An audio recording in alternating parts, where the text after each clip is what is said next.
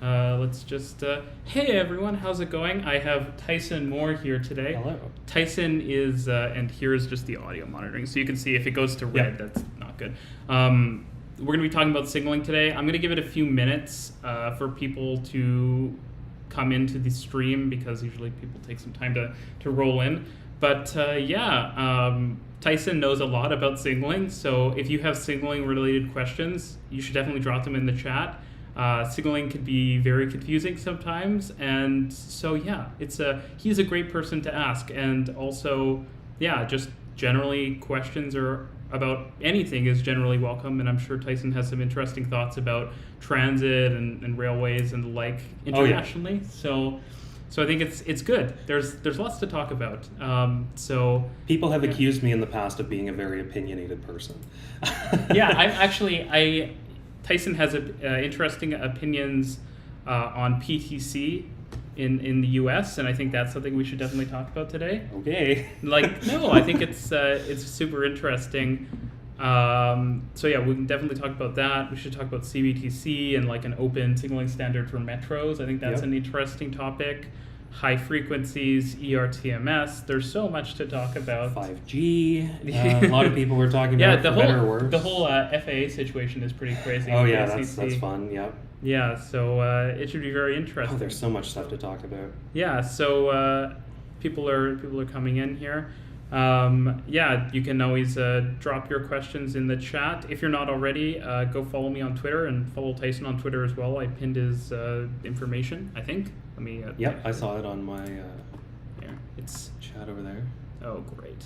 The YouTube streaming can be kind of frustrating sometimes. Let me close this and restore it. And it's still not letting me scroll. How are you so far? Adam says, I'm doing great. How are you doing today, Tyson? Oh, I am doing absolutely fantastic. It is. I had a very nice trip out to undisclosed location in Toronto, and apart from the fact that I had to drive because the GO train and the bus, local bus, you shouldn't say that. Don't need each other anymore. Yeah, so GO trains are running at very low frequencies right now, which is definitely frustrating. Transit service in Toronto is generally still okay. Yeah, it's great in the city. When you're in the suburbs, depending on which suburb you're in, it is better or worse. Unfortunately, I am in one of the worst, but not the worst ones. So he's not in Milton. I'm not in Milton.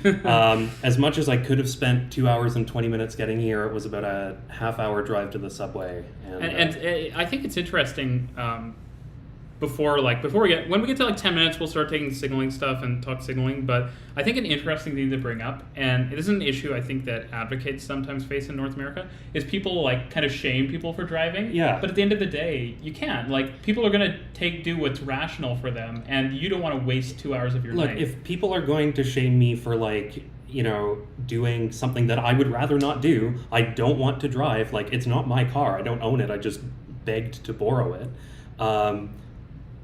If people are going to shame me for that, okay, but at the end of the day, I have 2 hours of my life back that I otherwise would have spent waiting at a cold, dark station to wait for a bus to come. Yeah, but you can't blame people for choosing the best option of a lot of bad options, basically. Exactly. Right? Exactly. And I could have driven here the whole way. It would have been a pain to find street parking, given all the snow everywhere, but I probably could have done it, but I said, oh, you know what? I'll drive to the subway station. I'll pay the $3.20 or $3.50 or whatever it is now, because I'd rather do that than harass a bunch of cyclists and pedestrians just by being present in Toronto. I don't think Tismo drove a Hummer, but I could be wrong.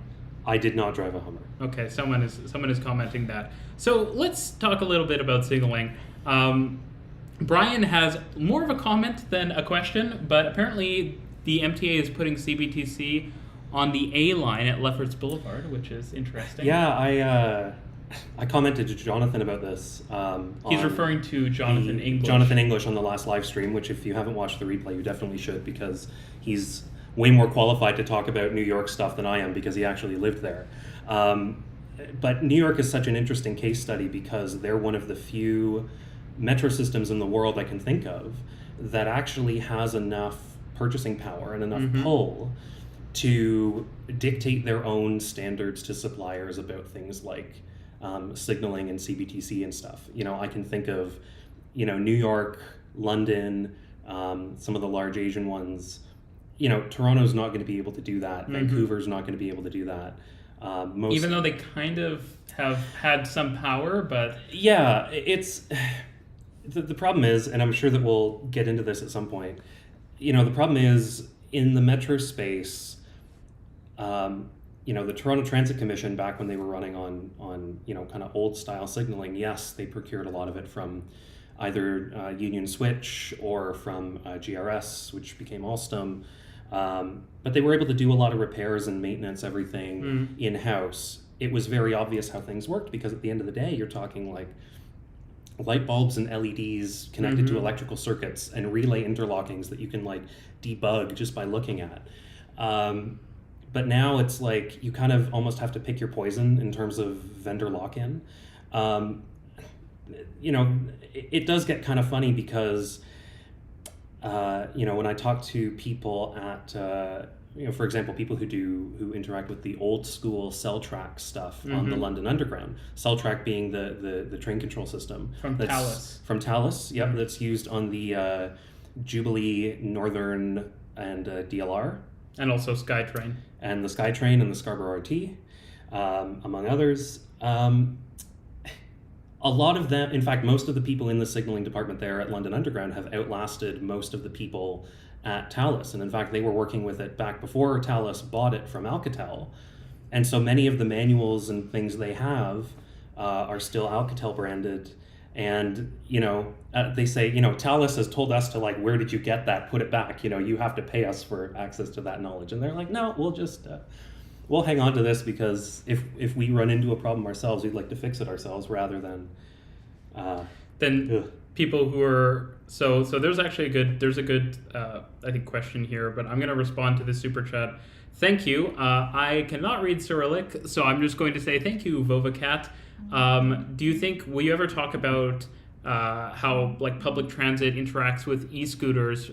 Yeah, probably. I think that e-scooters are actually, they've kind of been hated on, but I think they're not like the worst thing in the world if executed well. I will admit to formerly being an e-scooter hater, because there was a pilot, back when I lived in Ottawa, there was a pilot program that was done in Ottawa around e-scooters. The number of times I ran into them just strewn across the sidewalk, thrown into the canal. Sharing, I think, is part of the problem. I think it may be better to, and I think that there's probably controversy around that, but I think for anything expensive like an e-bike or an e-scooter, also just if you have e-bikes on your bike share system and it's not like you can't consistently get one, then I don't really understand the point. Yeah, I later realized that, like, look, it's not a flaw that's inherent to scooters. It's just like, when the bike share system in Ottawa, rest in peace, by the way, when they moved from kind of having docking stations to a dockless model, it was the exact same thing. They were just strewn everywhere, abandoned in places you couldn't find them.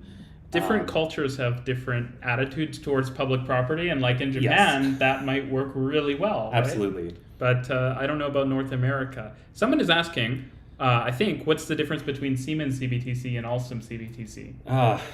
Can you explain? What is the difference? And CBTC, for those who aren't familiar, can you give it a 1 minute explainer? Yeah, sure. So CBTC stands for Communications-Based Train Control. Yes. And basically what that means is that the way that the train receives its permission to move, or what we would call movement authority, is through some kind of cooperative working between what we call the wayside, or things that are fixed, installed in stations or equipment rooms or wherever, and the onboard, which is often called a VOBC, or a vehicle onboard controller.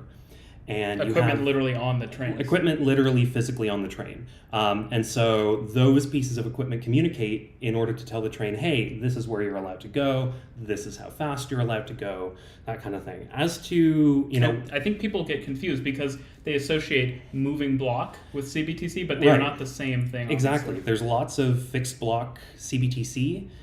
There's lots of things that look like CBTC but aren't, like the Montreal Metro. And what is the Montreal Metro? Is it TBTC or? So the earliest we can do a bit of a history lesson here. One of the earliest families of products that provided automatic train operation, or ATO. In other words, the train drives itself. Was from a company called Westinghouse that's still around. And basically what they did is they reused the track circuits. Track circuits being the way that the wayside system knows where trains are, because it basically completes a little electrical circuit through the wheels. And rather than just have that as a normal, just kind of voltage on the line from a battery, they actually were able to pass messages over that track circuit. And so we call those like coded track circuit systems, because you're communicating information to the train over that track circuit. So that's how the Central Line in London operates. That's how the Victoria Line used to operate before DGGR from Invencis, which is now Siemens. That is how the Montreal Metro operates, how a lot of the metro control systems in France operate. So those are still fixed block, because you still have fixed track circuits. But they allow for things like ATP, automatic train protection, in other words, that you're not going too fast or too far, and ATO, automatic train operation, the train drives itself because it gets that information. But within the fixed block paradigm, basically. Correct, exactly. So what that is basically you can imagine your tracks literally divided up into blocks, sections. Yeah, they're literally just sections of track, and then there is some safety margin where you might have, say, a block behind a train. And basically, whatever block your train is in, that one is a no-go, and then the one behind it is a caution block, basically. Exactly, yeah. That creates a safety buffer. And so with moving block, each train can have kind of like a artificial buffer that is calculated based on the speeds of the trains. And as you can see, this could allow you to move trains much closer together, because if you have a train that's really close to the end of a block, then you could actually have a train closer into that block in a fixed block system. So it allows closer following distances. It allows tighter headways, which is the distance between trains. In a lot of cases, if you look at one of my favorite systems to look at from a CBTC perspective is the Docklands Light Railway in London, because it's using old school cell track, one of the very first generations of CBTC system, which, although it was derived from technology in Germany for almost all of its life that it has been marketed as cell track. It's been run out of Moatfield Drive here in Toronto. I've actually been there. That video is an OG RMTransit video. That's where I met the iconic Long Branch Mike at a TALUS event. Because TALUS has a big office, or I guess had a big office in Toronto. I don't know if the acquisition has gone through yet. I don't believe so. Okay, so they still do. Yeah, so they're looking at selling their rail signaling business to Hitachi. We'll see what happens. But yeah, you can see trains, 40, 50 meters behind each other in cases of delay, so that as soon as one leaves the station, the next can pull in. I've literally seen this even on Line 1 in Toronto. Since we've had CBTC, you can literally see how close the trains can get together in those CBTC-enabled sections. So exactly, and just to answer the actual question, what's the difference between vendor A and vendor B and vendor C? Most Metro CBTC is designed to similar standards. So the most common is IEEE 1474, which basically, it doesn't describe how you implement a CBTC system, but it says, how do you design one? What does it look like? What does it do? So it is the requirements, essentially. Exactly. It's the functional requirements. I think the title of it is functional requirements for communications-based train control systems. So they're going to be implemented differently, but they're all going to be structured in more or less the same way. Now, we're seeing companies starting to branch out from that, but that's whether any of those kind of different technologies really catch on, or if they're just kind of look at how innovative we are kind of marketing thing. We'll see. So next question that I think is quite interesting is CBTC independent of the rolling stock used? That's a tricky question, because the answer is both yes and no. You hit on something really really kind of insightful there, which is that you're obviously going to have this. If you think of CBTC as a whole, it's got all these different kind of interfaces, right? There's the interface between the controller and the wayside, and then the wayside and the onboard, and then the onboard and the actual traction control system of the train. And few of those interfaces are universal standards. Many are kind of well standardized within a specific company. There are some that are, that again have guidance like from the IEEE or IEC, something like that. So you really identified a key part, which is that, the CBTC onboard, even though that's fairly similar, from one Thales system to the other Thales system, or one Alstom system to another Alstom system, you're going to need to adapt that to interact with the train that you actually control. And a good example of this, where this kind of didn't happen so well, or hasn't been implemented super well, or maybe I shouldn't characterize it that way, but I'll say where it's very obvious. If anybody here lives in London or has been to London and has taken the Jubilee line, you will notice that, especially on the extension, in a lot of sections, you will get this cycle of, motoring, coasting. So it'll, accelerate and then coast, and then accelerate and then coast. And it can be very kind of So it's not jarring. that much fine motor control? No, exactly. And even though the trains are capable of that, the onboard only knows how to, it knows like 2 or 3 levels of braking, crawling, motoring, and coasting. It doesn't really have that kind of fine-grained control. Whereas on more modern systems, you'll get very fine control, whether it's like in fixed steps or kind of a percentage, like a throttle kind of control. So those interactions can be very different, and it especially depends on whether you're buying it with that system installed, so that the rolling stock manufacturer can work with the signaling provider, or if you're retrofitting it into trains that already existed, which can often be, too complex of a task to the point where you say, we're just going to buy new rolling stock rather than go to this expense. And we're seeing some of that right here in Toronto. Line 2 is going to be upgraded to CBTC eventually. I don't think it's exactly clear when it's happening, in the next couple of years, hopefully. And they were talking about originally retrofitting the trains, and now they are just going to get new trains, is the plan. Yep. Which is unfortunate, I think, because, I've said this in videos before, and I think it's kind of a well-known fact, but metro trains can last a really long time, especially, Absolutely. They're operating underground a lot of the time, and even including in Toronto, and so they don't necessarily go through as bad weather, and also just they're robust.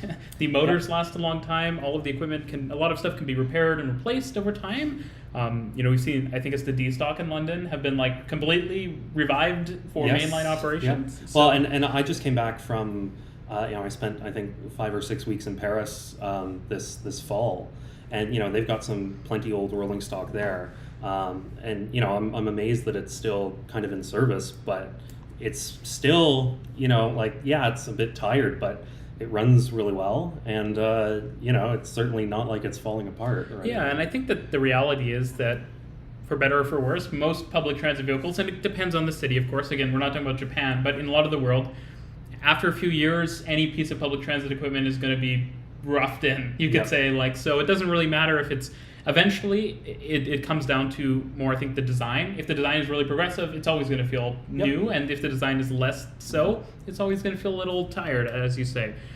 Someone is asking, can we get a proper introduction for Tyson? What is your background? And how did you come to know about signaling? Sure. And transit, too. Sure, excellent question. So, my name is Tyson Moore, at TYSMO on Twitter. Because I got in early and I got a 5-character Twitter name. So I did my undergrad in computer engineering at the University of Ottawa here in Canada, and then after that, basically in the last semester of my undergrad, I went to InnoTrans, which is kind of one of the larger, certainly, transport expositions that's held every 2 years in If Berlin. anyone from InnoTrans is watching, please invite me and sponsor me to come. It's coming this September, fingers crossed. I went there and I basically, had a series of events through meeting people and chatting with people that led me to doing a master's degree at the University of Birmingham in the UK, where I studied railway safety and control systems. So that was both, kind of the safety assurance side and the, actually how does signaling work side. My background when I worked during my undergrad is I worked in communications, and I found a really good niche so that I was actually able to start teaching at the university, to start delivering lectures about railway communication systems, which is basically forms about 1/5 of the signaling module for master's students. So it's basically, we talk a lot about communications-based train control and modern train stuff.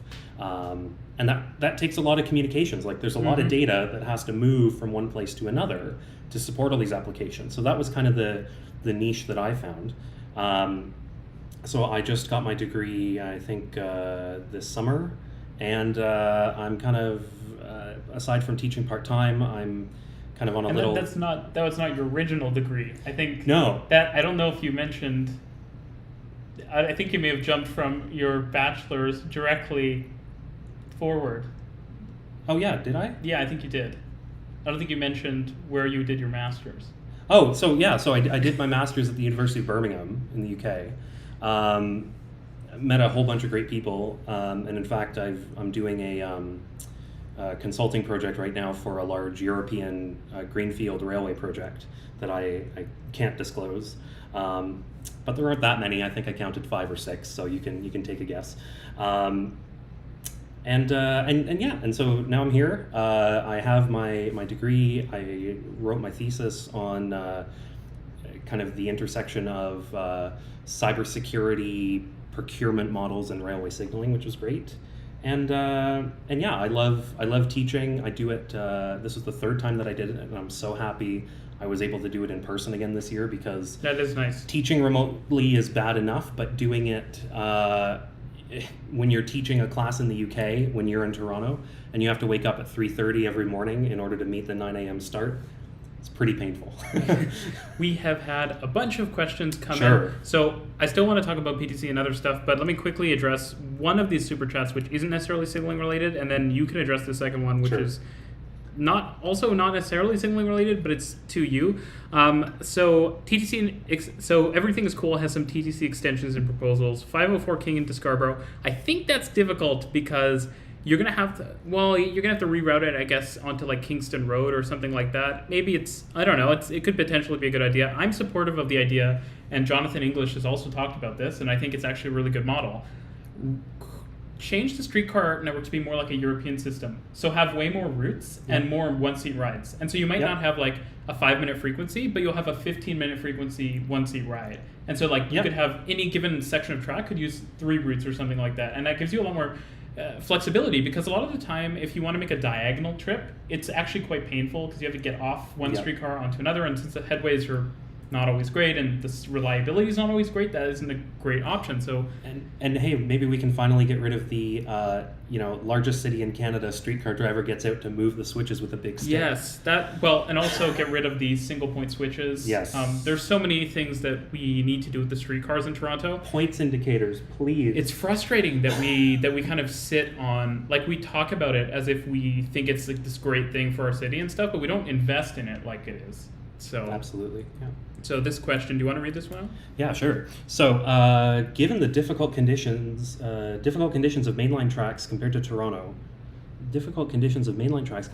for Euro-style suburban rail, should Montreal instead expand the REM system a la Hong Kong MTR in its place?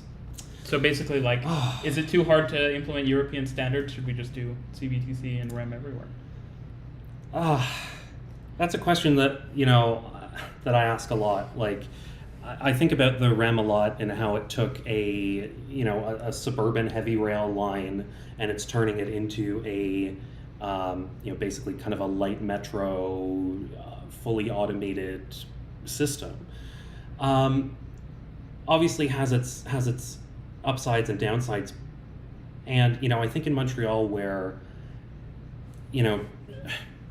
let's face it, on a lot of the EXO lines, frequencies are not good. Which to is put an it lightly. understatement. Yeah. I think I saw frequencies per day are not good. I think I saw Jean-Francois in here earlier, who lives in the West Island. He can tell you all about it. I think that it's if it enables better service, I think that it's fine. I'm not convinced that it's strictly necessary in order to achieve our transportation goals here. But look, if the thing that is standing in the way of like good, frequent, reliable service is, you know, a heavy rail operating model, or, you know, you have like a heavy rail line meeting a light metro line, then yeah, I think you can certainly think about it. But I think that changing the technology just for that sake isn't going to do anything. You know, like take the fully automated bit of the REM as an example. You know, is labor one of the larger cost inputs into running a rail service? Yes, it is. Is making them driverless going to magically enable you to run more service? No, of course it's not. A lot of people, you know, like to claim that, you know, by automating people out of jobs, we're going to improve the service a whole bunch. I don't buy that, especially when you consider how important it is to have visible members of staff on the railway in times of perturbation. And, you know, there are places in Singapore where you have, fully automated trains that have staff members on them nonetheless, just to ensure super reliable service. So even just taking that small segment of like, what does it mean to go from this heavy rail operating model to this fully automated REM style model? I'm not sure that trade-off is necessarily always a good thing. There's a bunch of questions. Alan Fisher is here, and so I feel like we should answer his question. We will get to all of the questions, ETCS, CBTC, and etc. Alan says, will EXO get better when the corridor is electrified with I think you're referring to the HFR project. And unfortunately, I think the plan with HFR is basically that the bookends, though primarily the Montreal end, will not be electrified. Well, I say bookends because even though, you know, it goes beyond Montreal to Quebec City, but at least going into Montreal probably would not be electrified, at least if we're going under current assumptions, because that's owned by the freight railways and they don't want electrification. So it will be, I think that's why they it was interesting because the announcement for that came like right after the Amtrak announcement with battery electric trains from Siemens. Yep. So I imagine that it would be like piggybacking on that somehow and using some batteries to take it the last 10% of the way, which is frustrating, obviously, but that's the situation. So sadly, probably not going to have any real impact on EXO. And it seems like with all the money being spent on the REM, EXO, what I would say is like, hey, the ideal situation, if the REM is going to be extended to be quite a big network, is just make EXO the Regiobahn level service. Like, don't try to make it local suburban service. Make it a longer distance service. Focus on those off-island connections, and that would be what I would say. But I don't know if you have any further comments about that. Yeah, you know, I think that obviously it's very disheartening to hear that, you know, we are, this early into the project already targeting discontinuous electrification. At least from some of the rhetoric we've heard. I know that I don't think it's gotten to like a 30% design level even yet.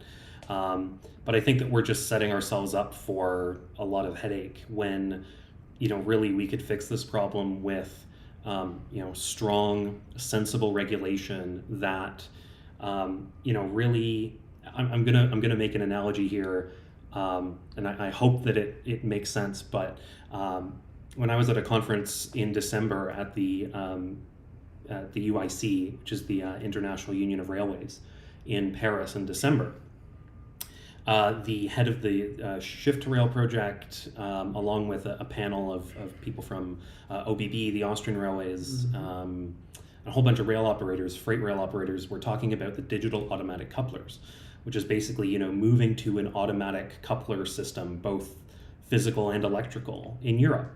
And they had a really important insight, which is that, you know, the rail car owners are going to be the first people to incur the cost and the last people to incur the benefit from digital automatic couplers, which is 100% true, because you got to retrofit the freight cars first, but they're not going to see a reduction in cost or anything until enough of the European network is running on this new operational model with the digital couplers.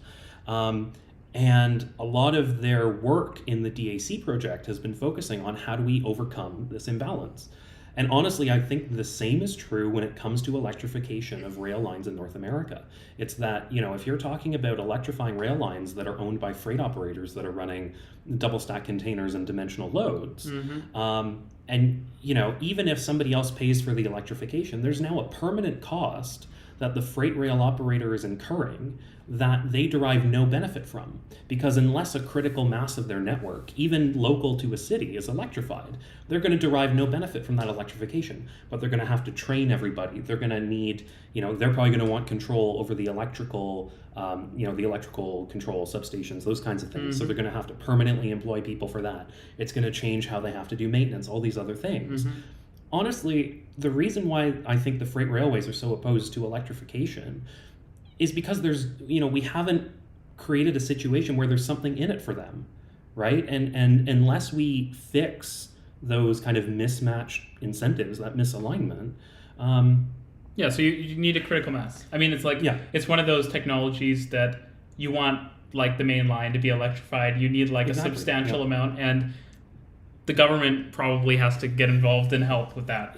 And it would benefit everyone, obviously. Just pay them. Look, do I think we could have a more EU style structure of removing vertical integration in the railways? Sure. I see a lot of people in the RMTransit Discord, link in the description, maybe. Yes, it is in the description. Talking a lot about like, oh man, if we just nationalized the rail system, we could fix all these problems. And like, it's neither here nor there. It really doesn't affect it. We can fix these problems without nationalizing anything. Whether or not I think nationalizing it is a good idea, which I kind of do, but again, is beside the point. We can solve these problems, right? We can't just like ask nicely and then just give up and say, oh, well, we asked nicely, nothing we can do. Well, and I mean, at the end of the day, like if we actually want to get railways to be zero emissions, then we need to electrify them. And at the end of the day, any intensively used piece of track should have overhead wires, obviously. Absolutely. So yeah, I think, I mean, that's... So there was a ton of good questions here, but I'm going to insert my own question because I really enjoyed your talk about this before, and then we can just jump up here and take a ton. What is PTC, and what do you think about PTC? Sure. So PTC is positive train control. Is it a positive thing? That is the question to ask. So let's break this down word by word, right? So like, what does positive mean? When you're thinking about a positive system or a negative system, and where is PTC, just for background? So PTC is PTC is what the United States of America calls its functional requirements for automatic train protection on mainline railways. So most places in the world, it's ATP, automatic train protection, is the concept of which PTC is a specific set of functional requirements. So let's first talk about like, what is a positive system, what is a negative system? A negative system is something like a train stop, right? Where like when you're going somewhere you can't be, the train stop, whether that's like a physical trip arm, or if it's something like Induzi or PZB in Germany, or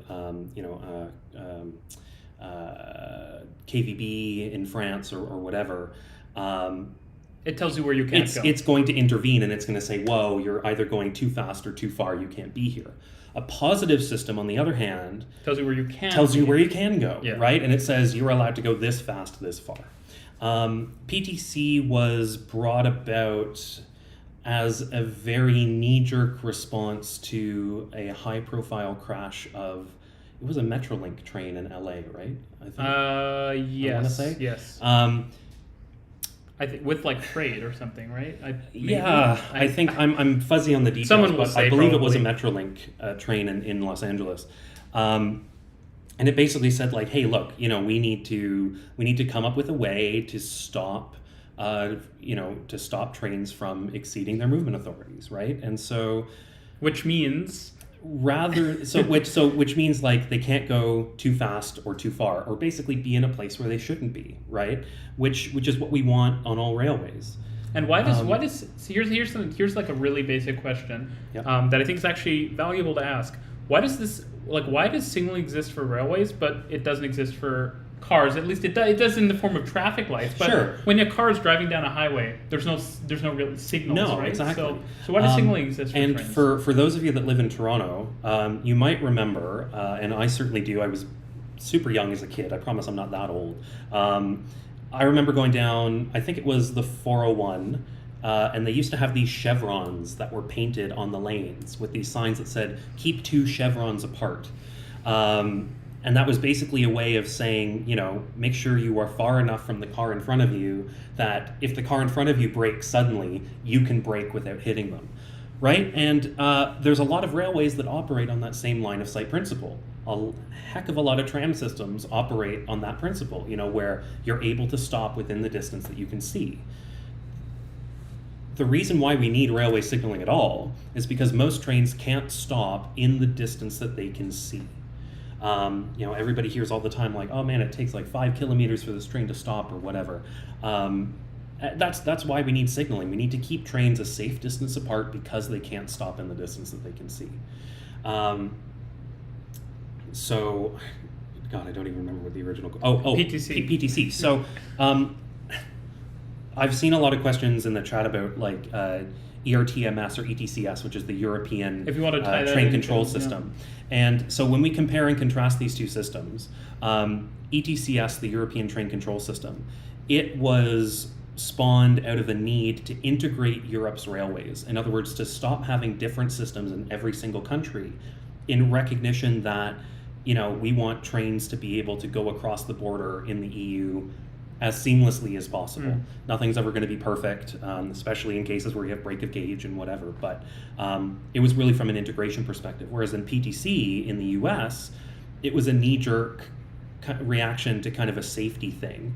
And you can really see that in the design evolution, in that ETCS is a system that you can point at that encompasses both the functional definition and its implementation. So in other words, it talks about both what the system should do and how it does it. Whereas PTC just says like, here's a list of requirements that you need to meet. We don't care how you do it as long as you do this. What has that resulted in? That's resulted in a patchwork of different implementations, massive integration headaches, and the same kind of vendor lock-in problems that you have in CBTC and metro systems. Now, it's not a problem in metro systems because metro systems don't connect with other metro systems generally. But on the main lines, it turns into this huge issue. And, look, I could talk for hours about, A, kind of what went wrong, and B, how do we fix it? Is it classical of kind of US decision-making in this light touch regulatory atmosphere? Sure. But that's kind of why it's ended up the way it has, whereas ETCS was designed to be this big integrating thing that works, no matter who you get your equipment from, it's all one system that all works together. We're all a big happy family. Does that mean it's totally free of issues? No, of course not. But from a systems integration perspective, it works a whole lot better. So so I'm going to hop up to after the super chats is kind of where we were. So this is actually, I think, a really good one. Is CBTC used just for subways and metros, or is it also used for trams? Good question. Well, I can tell you it depends on what you define as a tram. It does, yeah. Ottawa uses trams, and it also uses CBTC. Yeah. So, but on-street trams? Yeah. So usually the way that it's implemented for on-street trams, because you can stop within sighting distance, you can have what is basically kind of you can have continuous supervision, but with intermittent communication. What does that mean?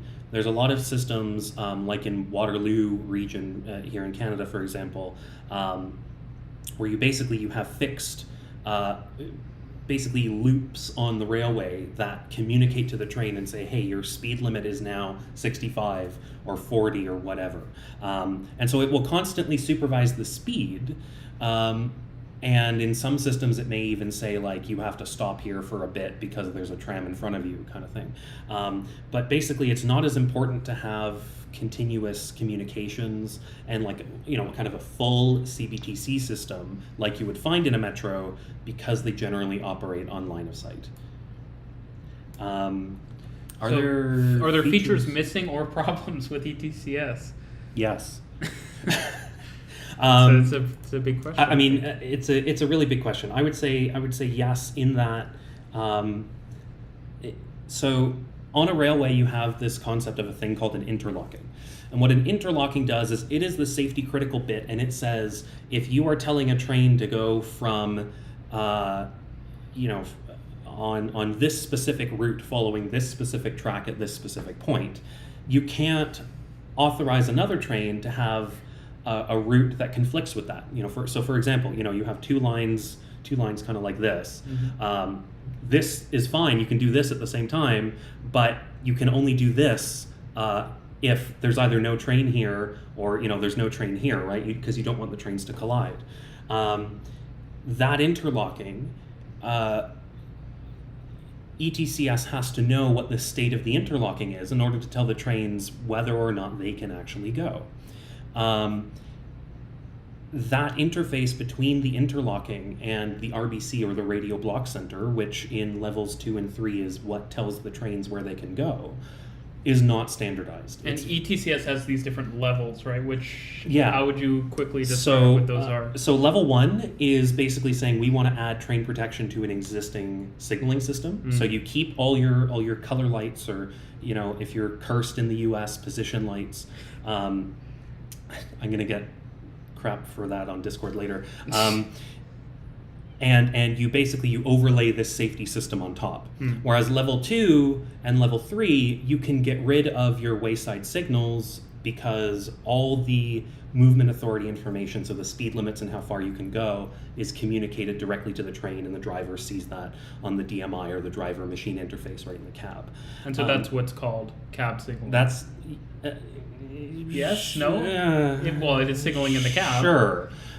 Sure, except without the signals. Yes. Okay. It's a semantic discussion, but sure, we'll call it that. And so there are interfaces like that in ETCS that are not well standardized, and that still result in kind of the vendor lock-in and interoperability issues. The benefit is that those issues are entirely borne by the infrastructure manager, so who actually owns and operates the tracks. And the train operator has no idea, because that interface is extremely well standardized. So there are interfaces in ETCS that ought to be better standardized, and you know, other you know, minor quibbles that I have with it. But yeah, it's certainly not perfect. Let's put it that way.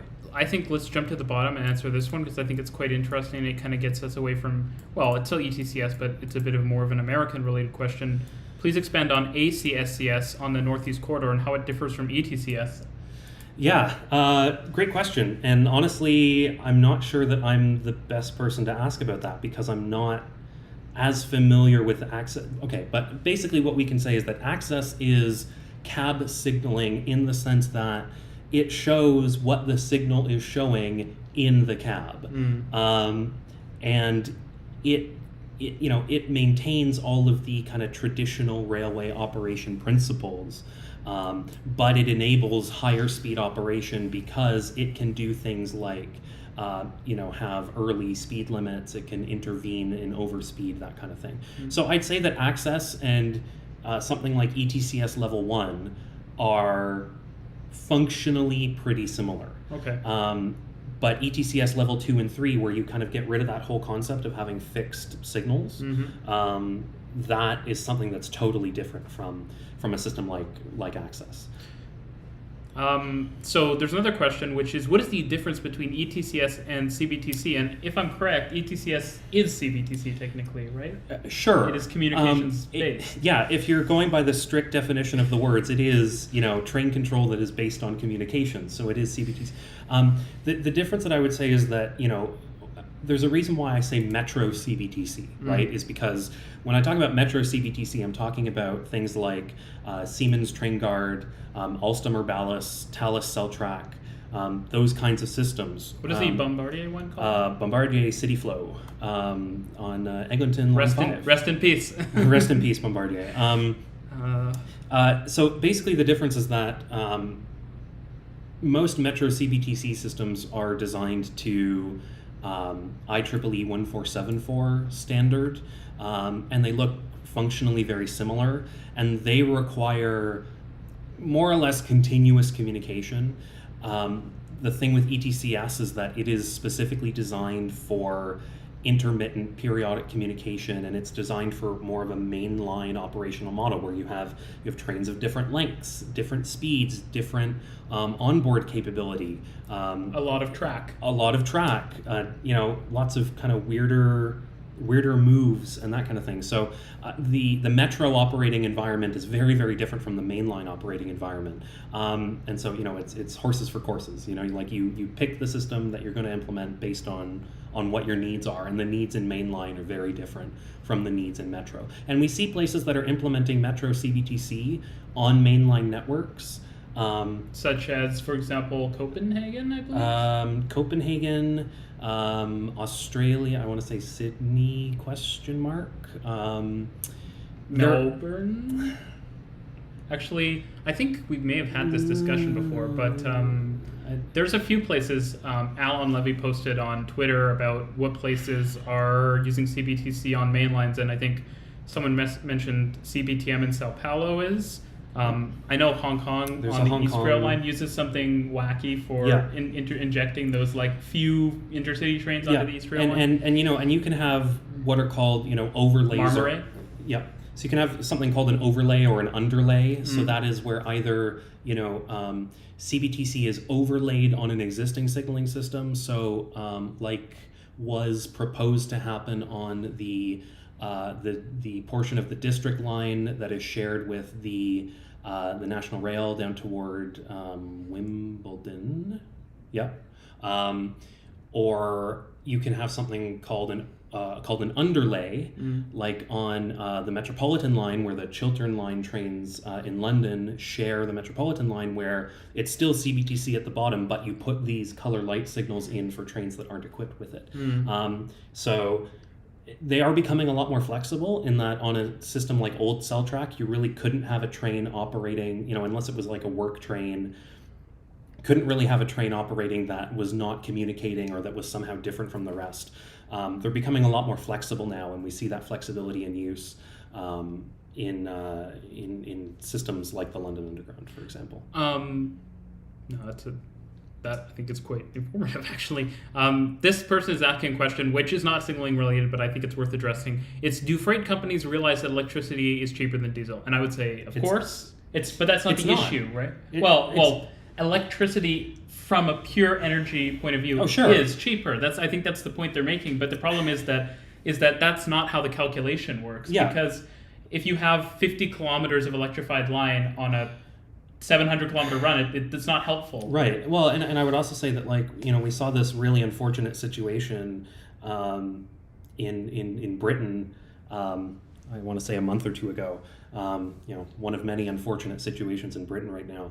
Sadly, it absolutely breaks my heart to see that a lot of the freight operators that were operating up the West Coast Main Line swapped out electric locomotives for diesel locomotives because there was a spike in electricity prices that actually made it more expensive to run their electric locomotives. And so, we are burning thousands of liters of diesel fuel that we don't need to be because of this, arbitrary price fluctuation. And people have tried to explain it to me and have tried to say, oh no, actually this is good because, look, I don't care how much of a free marketeer you are. The fact that we had these electric locomotives sitting in sidings running with diesel because of some arbitrary price fluctuation is a policy failure. And look, we touched on this before where you need to make the case to the freight railways, whether they are private or national, that this is going to be cheaper for them. And look, if the capital cost, if all the wires were to materialize overnight, there would be no excuse for them to not buy fleets of electric locomotives. But that's the problem, is that you can't like you can't just say diesel is electricity is cheaper, because you cannot just get electricity from the air. You need the Yep. infrastructure, which is expensive to construct and expensive to maintain. Yep. Right? It's also not like decentralized in the same way that diesel, you can fuel up and you can go hundreds of kilometers without needing to touch anything. Yeah. Fuel I up. mean, hey, anybody who's in Toronto, if you go out to Aldershot GO Station, which is the western terminus for about half of the trains on the Lakeshore line, there's a little concrete bay there, and if you're there at the right time in midday, you'll usually see a Petro-Canada truck sitting there full of diesel that will refuel the locomotives at an outstation. It's super flexible. They can do it everywhere. Whereas, if you have a situation where, you have this last mile that's not electrified, that's much more logistically complicated to manage because it involves changing your rolling stock rather than just running diesel trains the whole way through, right? And so this is where the railway where the policy decisions that surround railways start to really matter. And I know that especially in North America, there has been a very kind of light touch regulatory policy. And it really takes a disaster to get any kind of movement on railway regulatory policy, like the tragedy in Lac Mégantic, or the Metrolink crash that spurred the creation of PTC in the US. I don't think it should have to happen that way. I think that we can work collaboratively with all sectors of the railway in North America to bring about good policy outcomes. We just have to not be scared of doing it, but we also have to not do it unilaterally, and we have to consider that there are many different users of the railway, passenger and freight, that all need different things out of the network. So here, I think I saw something I really wanted to touch on quickly, which I think is just a quick one. It's what other North American rail corridors are electrified? I think we can shoot these off really quickly. It's Caltrain soon, Denver. There's 2 freight railways, I think, still operating with electricity. I think so, yeah. Northeast Corridor. Obviously, Northeast Corridor, Chicago Metra, right? Yep. The Keystone Corridor in Pennsylvania, Yep. and I think that might be it, actually. So I can't think of any others off the top of my head. There's none in Canada anymore. None in Canada anymore. In Mexico, I guess, as well. Yes. There's the new, though it's not really a main line, there's the new line west from Mexico City to Toluca, but there is the northern suburban, I think it's called I forget the name of the northern suburban rail service in Mexico City. And there's ETCS in Mexico now too. Yeah, with the Toluca. It's broken into North America, and it's really a misnomer because it's not the European train control system, right? It is the worldwide standard in mainline rail signaling. It is on every continent. They have a variant though. Yeah, CTCS, which the higher levels of that are ETCS by a different name. It's become the world standard, and we can't even say, but it's not in North America, because it is, because Mexico is in North America. This is an interesting one. It's referring to today's video, which is on the SNCF and Deutsche Bahn, going for the Go Encore contract. Do you think European rail operators coming into North America to help with rail development will be successful? I'm optimistic, but I'd be lying if I said I wasn't worried for a CHSR repeat. Do you have any comments? Look, I know a heck of a lot of extremely competent, very motivated people at Deutsche Bahn and at Sistra and at Keolis, at SNCF in North America and in Europe as well. I think that we are very lucky that, because we don't have this capability within our own systems here in Canada, that we are able to import the best of the best. My worry, and I've said this before, and it's not just about, it's not just within the realm of one specific project, but really in a larger realm, is that, in Canada, we have this problem where for a lot of project-based work, because we go through these boom and bust cycles, we don't have the same kind of robust domestic capability either in the consultancy space or in the design space or construction space. And that's not to say that it doesn't exist. People working at, SNC and Etobicoke, I see you, hello. But, I worry that we are, because of this boom and bust cycle, we don't have the opportunity to build that capacity domestically, and do what France did with Sistra. Sistra was or is an engineering consultancy that was spun out of the French National Railways, SNCF, and is now coming to Canada to do consulting stuff. And I think that's fantastic that we're able to benefit from their expertise. But hopefully we will get to a point where we have enough projects in the pipeline that either existing consultancies decide to set up permanent offices here, rather than the REM importing a lot of its signaling expertise from Atkins in the UK. They'll set up a permanent base here because we have enough projects in the pipeline that they say, yeah, you know what, it's worth it to, invest in Canadian talent, and, try to keep people here rather than going through the massive expense of, importing them for 5 years and then having them all dispersed back across the world wherever they were from. No, for sure. So this is one that I'm not sure how familiar you are, but I'm not that familiar, unfortunately. This is one of my blind spots. How does Japan's automatic train control seen on the Shinkansen differ from CBTC/ETCS? I really wish that I could answer that question, but honestly, most of what I've had explained to me was from a very nice man called Tadashi, who was studying at the University of Birmingham at the same time I was. Unfortunately, he was in track and not signaling, so he was kind of limited in the amount that he could explain. But unfortunately, I don't know it well enough to be able to talk about the precise differences. But if you have good English documentation on it, please shoot me a message on Twitter or on Discord and let me know, because I'd love to read about it. Here's a fun question. What is, in your opinion, the GOAT train station, the greatest of all time? That would be for those of you not fluent in internet. Anywhere? Yes, anywhere. Anywhere. Oh, mine is Berlin Hauptbahnhof. Berlin Hauptbahnhof is great. Jeez. Boy. I was really enamored by the station in Strasbourg, in France, both from kind of it has a very kind of old meets new situation where there's a big glass atrium, kind of like King's Cross in London, that meets the old station building. It was pretty functional, but it has pay toilets, so I'm going to cross that off the list. Don't charge me for something that every human being needs to do. I'll have to put some more thought into that, but it's a really interesting question. Thank you for asking it. I'm going to be thinking about that certainly on the rest of my ride home. Are there plans to better standardize the interlocking on ETCS in the next baseline? How long could it take to do this? Unfortunately, interlockings are very well standardized within individual companies.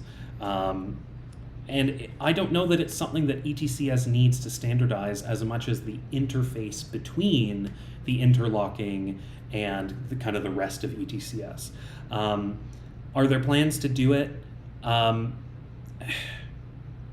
Some people are talking about it, but I'm not sure that it's very concrete.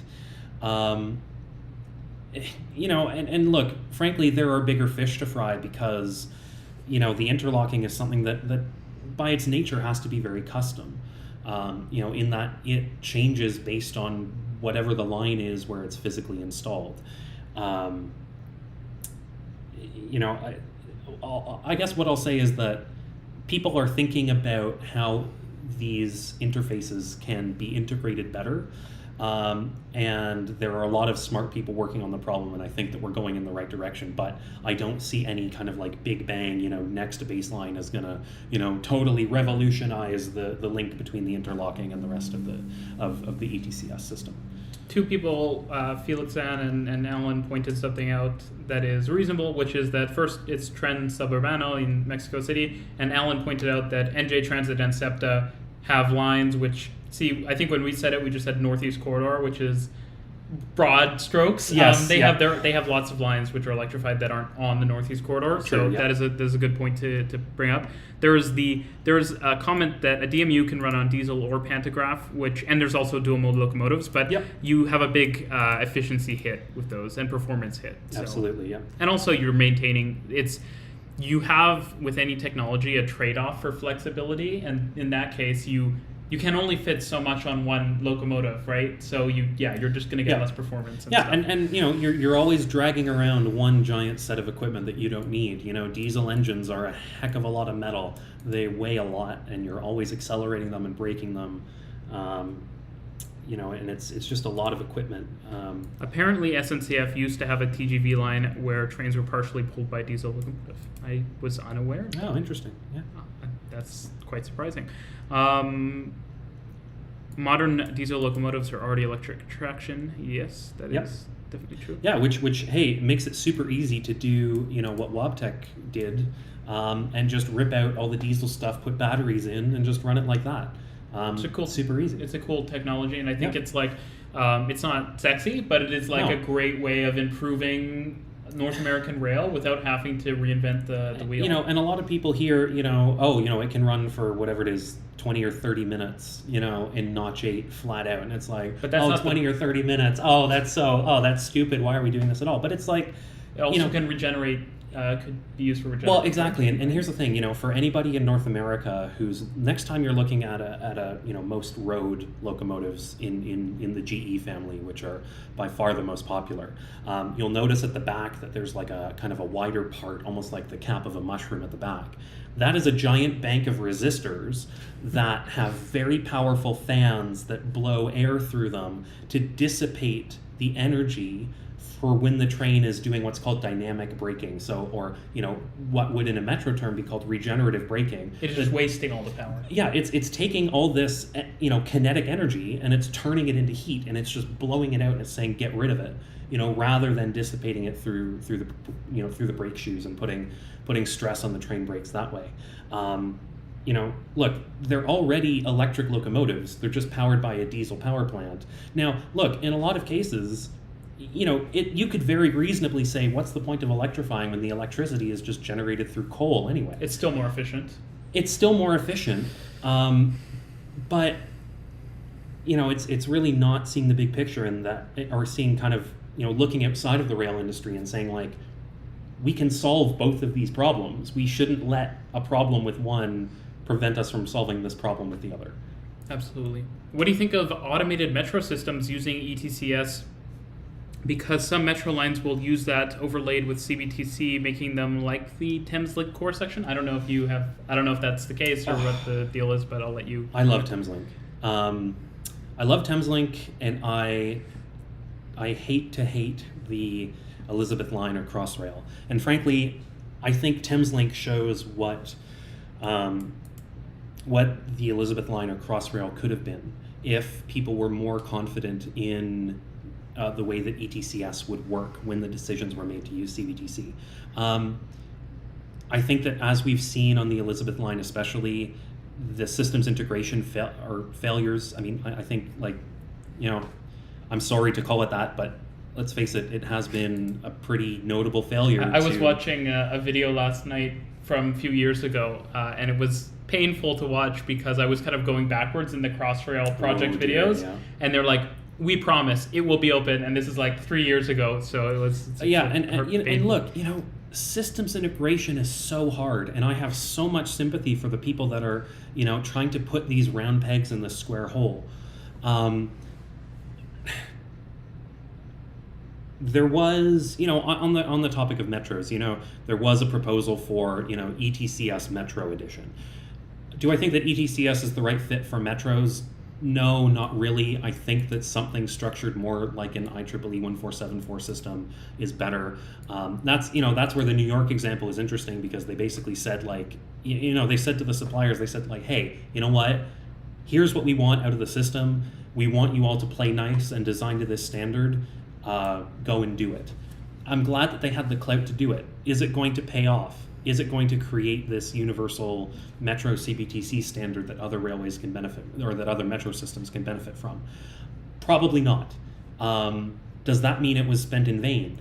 No, I don't think so, because if nothing else, it's going to work, and I think it does work very well for them, but it also gives us an example to show that, hey, you can actually adapt your current designs to work on a common specification or on a common platform, and solve a lot of these kind of lock-in and interoperability issues, that kind of thing. So Jean-Francois mentions, funny how nobody questions whether REM will have any problems with system integration and will start on time. I'm going to say that while it has had its issues, it is a simpler system than a Crossrail by a large margin. For sure. It's its own completely segregated network. So ideally it does not have that many, like there's no reason for it to, compare to some of these systems that are operating on 3 different signaling systems, have a ton of problems. It should be really straightforward. Yeah, and look, the part of the systems integration issue is that we're not just talking about integrating different signaling systems, but now we're talking about tunnel ventilation and fire suppression and platform edge doors. So now you have this whole station interface problem. Mm-hmm. Look, systems fail at their interfaces. We can design really great, train control systems that operate perfectly in isolation. Unfortunately, we live in the real world where none of these systems operate in isolation. And that's why we continue to have these systems integration issues. Alan says, regarding dynamic braking, do you think that battery locos are a meme or actually useful? I think you... do you want to directly address that? The answer is both, right? I think to some extent it's performative, and it's kind of great. Look, I think it's a legitimate...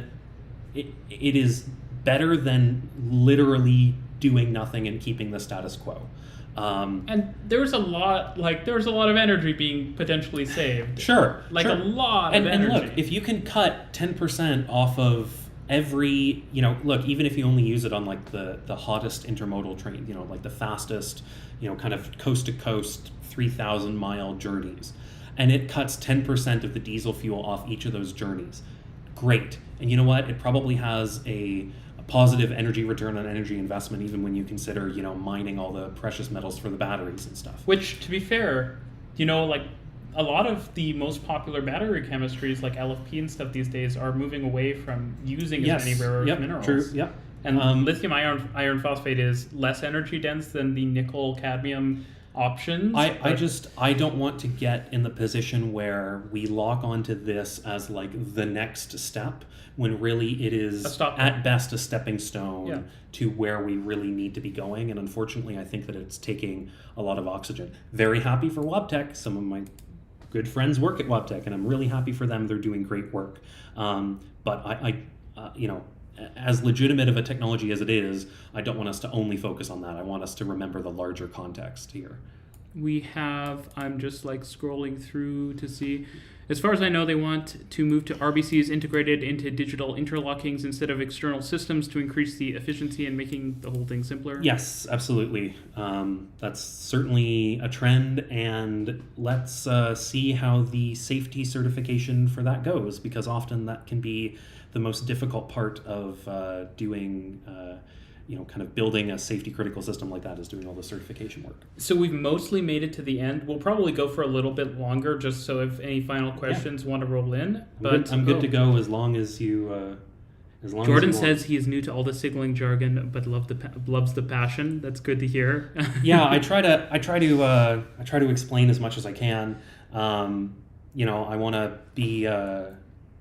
I want to be accessible and stuff. And look, I teach in a post-secondary environment, and so I try to be cognizant of using, jargon and everything like that. And so I want to make sure that I explain everything. One thing I would say is good for you to address, I think it's an important topic, is we are seeing, I would say, an explosion of automated metro lines around the world. Yep. At this point, if you're building a new line and it's independent of an existing network, and even if it is integrated with an existing network, you probably should go with automated.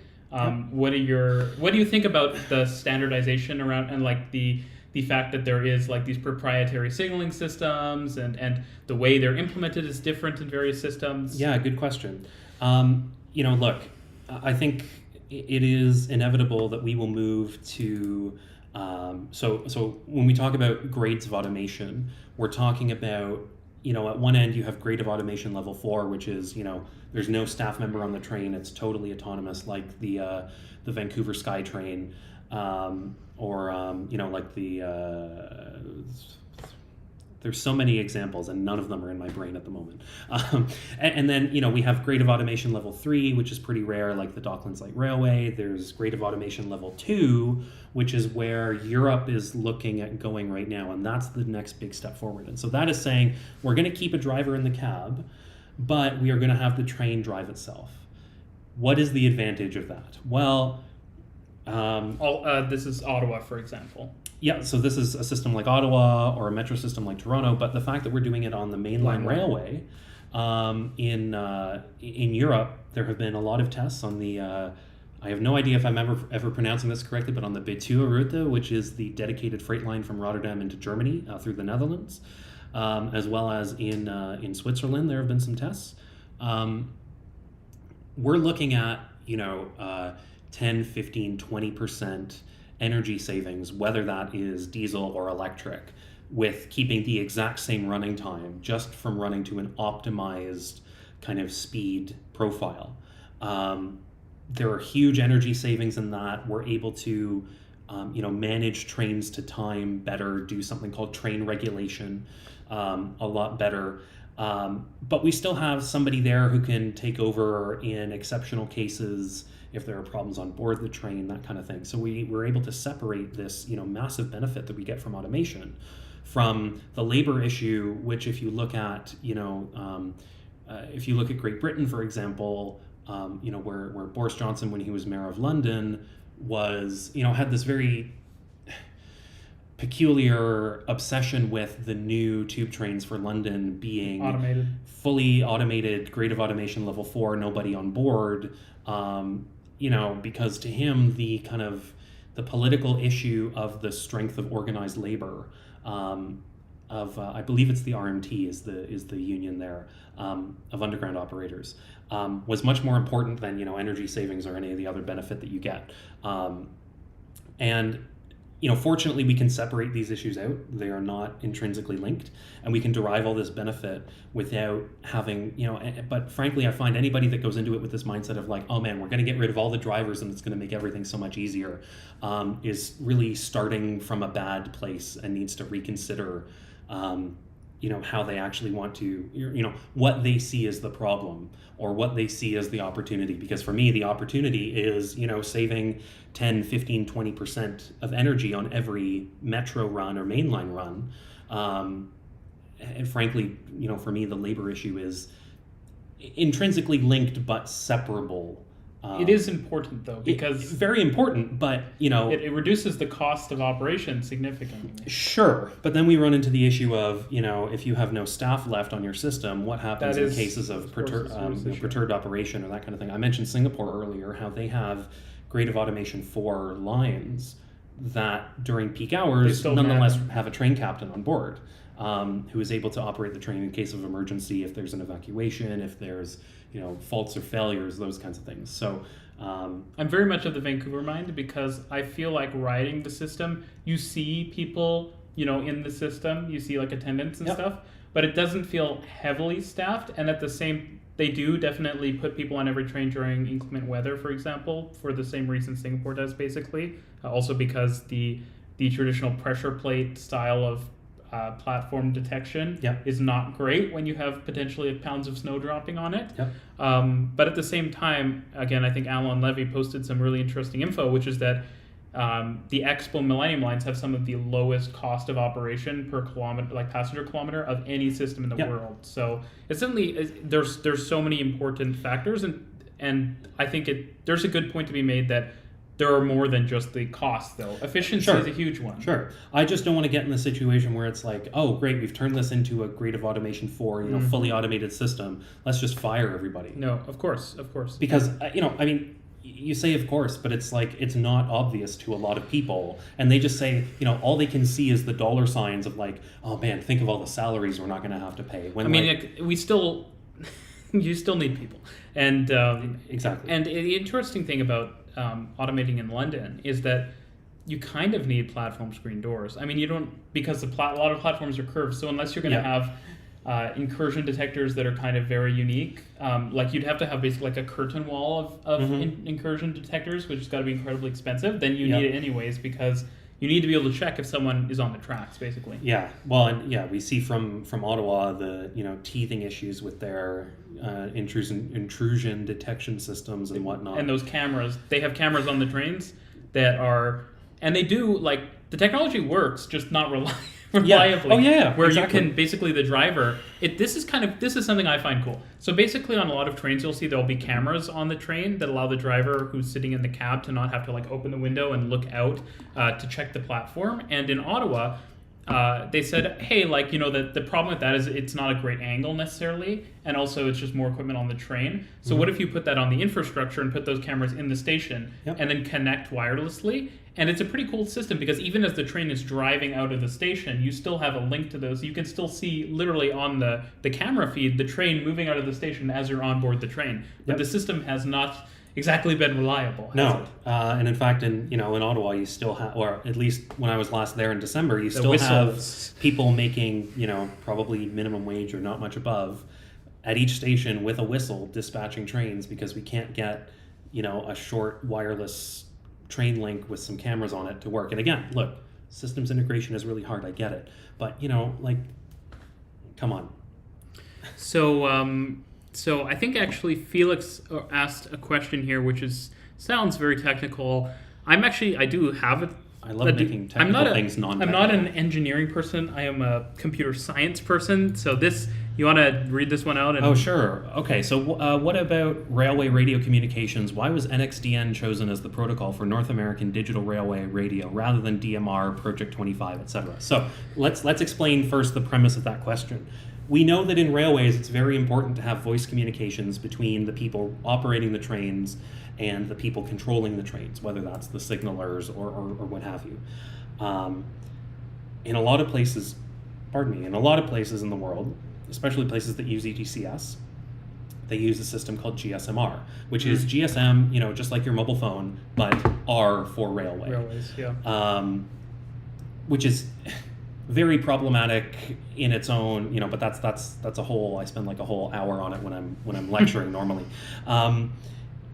In North America, it is much less centralized in that there's a lot of local communication between, for example, people working on the track and people driving the train that actually doesn't go through a central location. It doesn't involve a signaler in any way. So, if you have a train between Toronto and Montreal and there's a crew working on the track, the people driving the train will call the crew working on the track directly and say, hey, can we go through right now, please? And that uses a very open communication system. Now, we know that radio spectrum is very scarce. It's very finite. We hear about these multi-billion-dollar spectrum auctions where big telecommunications companies, pay billions of dollars for the privilege of using a specific set of frequency that's somewhere between, audible sound and X-rays. So the question is, how do we use that more efficiently? One of the ways to do that is by switching to digital radio. So, FM or AM radio, like you might get, in your car on your mobile phone, that's analog. We can convey the same amount of information much more efficiently by doing it digitally. So in other words, it takes up less of that very precious, very expensive radio frequency spectrum. To answer the actual question of, why was NXDN specifically chosen, which is a digital radio technology spearheaded by Kenwood and ICOM, among others, who manufacture two-way radios, instead of DMR, which is a European standard that's used a lot in North America, like a lot in malls, snow clearing, that kind of thing, or Project 25, which is used by police, fire, ambulance, and for non-North American listeners, that's more or less equivalent to Tetra, which is used in most of the rest of the world, which is another originally European standard. It was chosen because, unlike all of the other protocols, it fits that very decentralized model in that we can still have these random communications between different people in different locations using the same frequencies, rather than needing a big central control like you have in something like GSMR in Europe or in Asia, or even something like Tetra, where you need this big central control system and everything connects to it and everything goes through it. We can keep that North American decentralized model. So there's two comments here that I think can quickly address, and then Sure. we'll address a bigger one, and then we'll kind of shut things slowly wrap things up. So the first one is, where can I read a guide to the automation levels? There's Wikipedia, I guess. Yeah, and- it's explained on Wikipedia. If you search for UIC, which is the International Union of Railways, They'll have a good grades of automation, you will find their page on it, which explains it quite well. Level 3 is supervised. Is not sorry. Is it's automated, but with like a train captain like watching. Yes, exactly. So if anybody's used the Docklands Light Railway, it's like that, where you have a member of staff on board. Basically, all they do is check that the doors are safe to close the doors, and the train does the rest. It's quite rare compared to levels 0, 1, 2, and 4. There was one I liked here, which is, it's one thing I've noticed about automated train lines is that they seem to run rather slowly. Do you have any comments on this? I don't think that's there's nothing inherent to automated rail that would require it to operate slowly. It's a very perceptive comment because, in actual fact, it's probably because they're smoother, right? So you notice the acceleration. Right, exactly. So they're operated much more smoothly. You can program in the exact acceleration and braking curves that you want, so it accelerates gently and brakes more gently. Now look, even in Toronto, you could tell the variation between drivers, because some would actually, totally slam the throttle to 100, accelerate as fast as they can and brake as hard as they can all the time, which is one way you can drive. It uses a heck of a lot more energy, and it puts a heck of a lot more wear and tear on the rails and on the trains. But when you automate it, you say, okay, look, let's try to keep the same, let's pick a sensible scheduled headway, and let's drive the train as efficiently as we can while still meeting this headway target. And so, yeah, I think it's rarely does the average speed go down. It does occasionally, but the thing is, it's much less peaky. So you don't reach the same top speeds generally. But you have consistently higher speed. But you have consistently higher speed, exactly. Yeah. Okay, this one is just like super specific, but hey, maybe you have an opinion. What do you think of Belgium's rollout of ETCS? 38% already has it installed by the end of 2025. Each line and all rolling stock should be equipped. Perhaps too rushed? ? It's not too rushed. I'm happy for Belgium. Good on you. I wish the rest of the European community could be as committed to ETCS as Belgium is. Does reducing distance between trains end up slowing trains down on average? That's an interesting question. It doesn't have to, but it can. And frankly, I think the more intuitive thing is, how does speed relate to headway? And if you look at it on a graph, you find this very interesting curve that almost looks like kind of the Nike swoosh almost. So there is a point where you reach your minimum headway based on speed, because if you go slower than that, you're using the capacity, the rail line capacity suboptimally, because trains are going too slow. But if you go faster than that, you need a bigger gap. You need a bigger gap because trains take longer to brake, and so you need more space between them. So does reducing the distance between trains end up slowing them down on average? If you put them too close together, yes, simply because of how safety distances need to work, and the fact that the distance between each train is going to have to be larger the faster they're operating. But fortunately, my colleagues in the signaling space are very skilled at calculating where that kind of point of absurdity is, and not pushing past that and picking some conservative number on the safe side of that kind of diminishing returns point. Cool. So I think that's, unless there's anything you see that you really want to respond to, I think that we'll call it a day there, unless there's any last minute questions that roll in the next 2 minutes, let's say. Yeah, I will just say that as cool as it is that that I'm able to work within this space of railway signaling, it is such a small part of the overall railway ecosystem. And I think that we get way too involved and way too bogged down by everybody kind of focusing on their own little niche and missing the bigger picture in a lot of cases. And I think that what is really so desperately needed in a lot of transit projects all over the world is the need for systems integration from the very beginning, even before you start planning procurement, you have to have systems integration in there, whether, because something like, cybersecurity, you can't have a secure railway signaling and communication system unless you start with that from the very beginning. It's not something you can add on later. It's not something you can buy. It's something that has to be really integrated. So I think that we need more systems thinking at a high level in railway procurement design everywhere throughout the industry. There are some great examples of this. There are some terrible examples of it. And I'll just leave it on this, and I'll say, the reason why ERTMS, the European Rail Traffic Management System, which includes GSMR, ETCS, GSMR, the communication, ETCS, the signaling, and the ETML, the European Traffic Management Layer, which is, kind of train planning and how do you decide what train goes where when. The reason why that's been so successful is because it is possibly one of the most multi-party, multi-systems integration tasks that has ever been attempted on the railway ever. It's been really difficult. There's a lot of countries that have different derogations from the standards. So in other words, they still do their things about, kind of their own little way.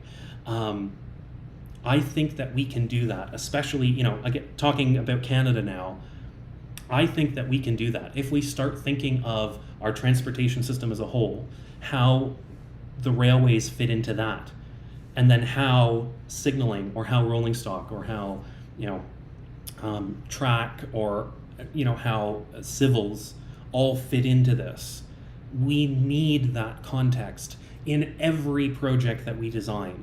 We need that context really badly. So I would urge everybody, look, even if you're, I'm picturing myself, talking to my 15-year-old self on how to write better letters to Greg Percy at Metrolinks about systems integration at Go Transit. You always have to keep that context in mind because it's so easy to get caught up in minutia and technical bits that you really miss the bigger picture. And so I want to implore everybody, whether you're an advocate, whether you're a hobbyist or an enthusiast, if you're a student, if you work in the industry, whatever you do, never lose sight of that context. Wow, how inspiring. Deep. You need to write a manifesto. We have let's speed through a few more of these. Sure, yeah. Talking about battery trains, I made a video about it. I think it's kind of ideally a niche thing. Is 40 too fast for a switch to work, or speed doesn't matter? That's fine. I'll go through some of these questions while Reece gets some water.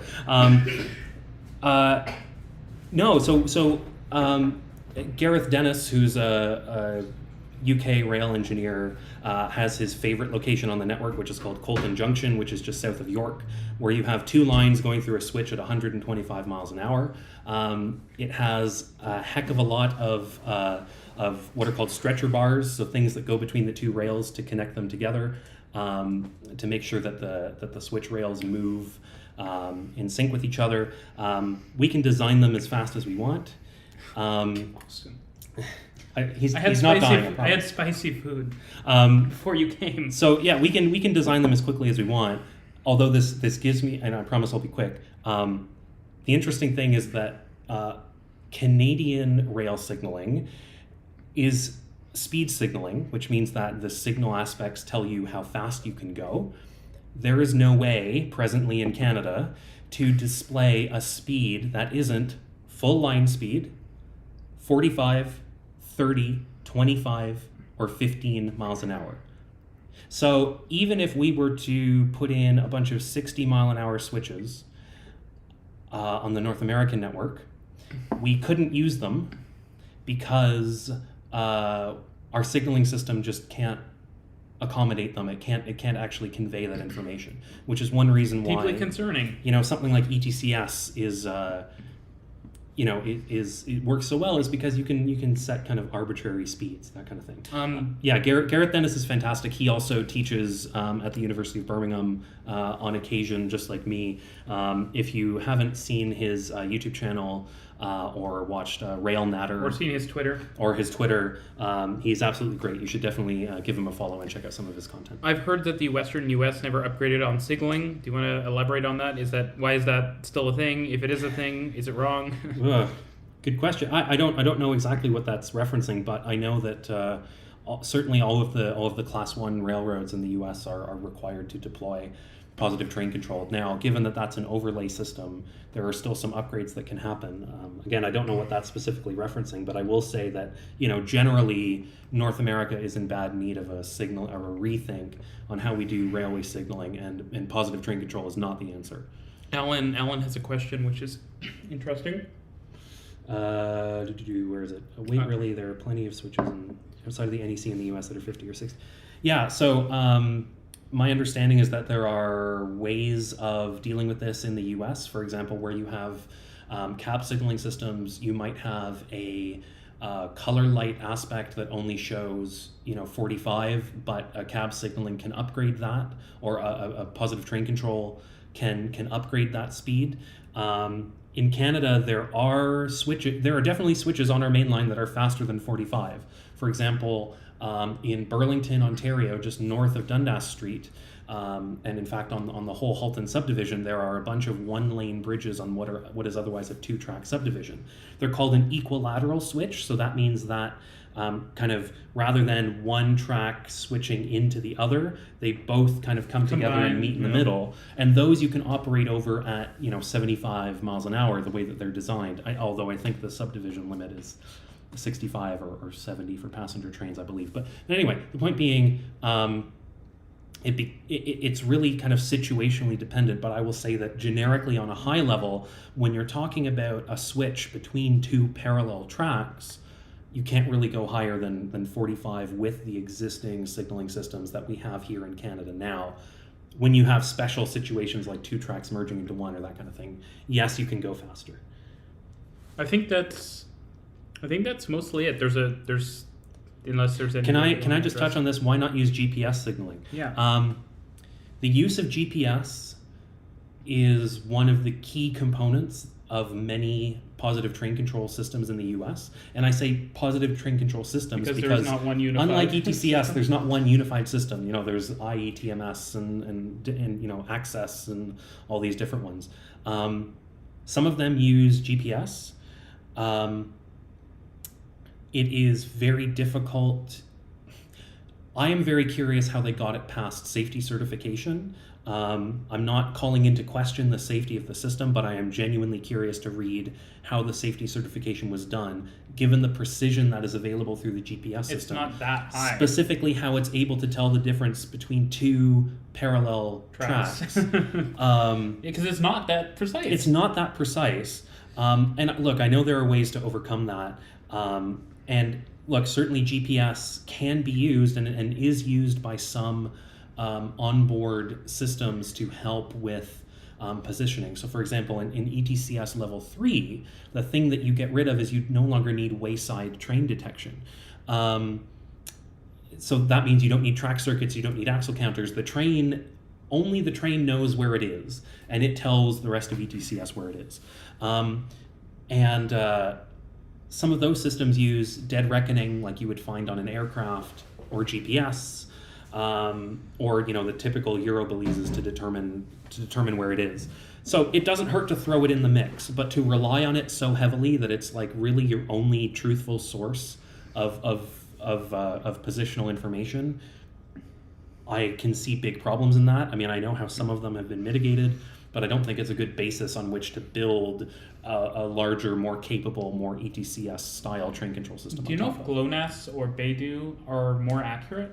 That's something I feel like I should know. I don't know if it is. The way that you generally make GPS more accurate is by ground-based stations Towers or something? For augmentation. Because it's like there's some like fundamental time issue. Yeah, so there's something called WAAS, WAA, Wide Area Augmentation System. I believe that the United States government, I believe the FAA operates in most of the U.S. and a lot of Canada, except for kind of the north of Edmonton bits, that is designed for aviation, in that it will let you correct the GPS signal that you receive to get a more accurate position. But if I take my phone and I open it right now and I just stand outside between Galileo, GLONASS, Beidou, GPS, I can get a position that's accurate to within 3 or 4 meters, no problem.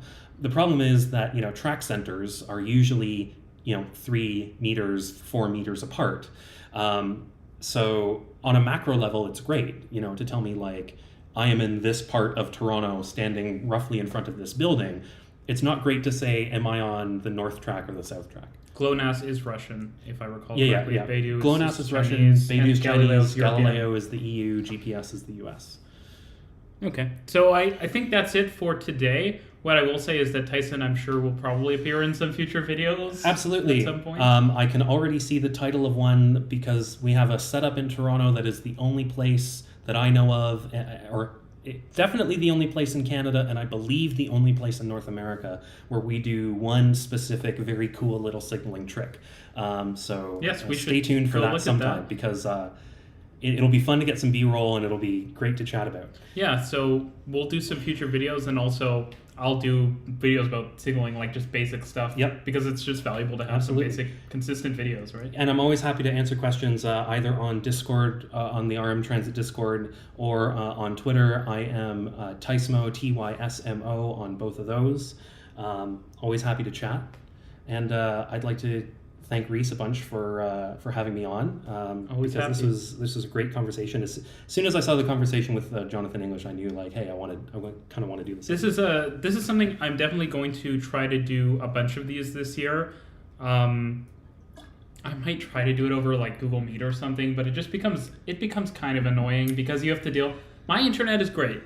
Even though it is not Ethernet, I have really fast internet. But if other people don't have fast internet and their mics are, my mic, let's just say I'm not doing anything fancy, but it just adds more complexity and interfaces, which had complexity, and so I want to do more things like this year, though. It's fun. So with that, type out Tyson's handle. I thought I already pinned it. It's in the pinned comment, but I will.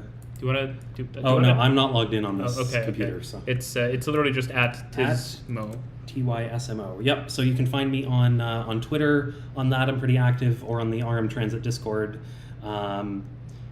Tysmo. Lucky enough to get a 5-character Twitter handle. How come we never? Wait 10 seconds. How come we never see the cat? The cat lives in Vancouver. Alan watches the channel. I want to watch Reece interview Alan, or vice versa. We're just waiting for. There's the class of video that we want to do. It's going to be cinematic, Hollywood-esque, you could even say. So we're really just waiting until we have some funding lined up. A few million, big budget type thing. Yes, I will definitely be doing more stuff like this. I'm almost considering, instead of doing like just short interview videos, I feel like it's just more interesting to just talk for like an hour and a half. Yeah. Oh, you know what? Look, I learned just as much from, and apologies to my colleagues at the university for this, but I have learned just as much about railway signaling from chatting with experienced people in the industry in a pub in Stratford after a London Underground meeting, as I have from actually being in the classroom and learning the fundamentals, because you can learn so much from just chatting with people. Yeah. So with that, I'm gonna end the stream, and thank you.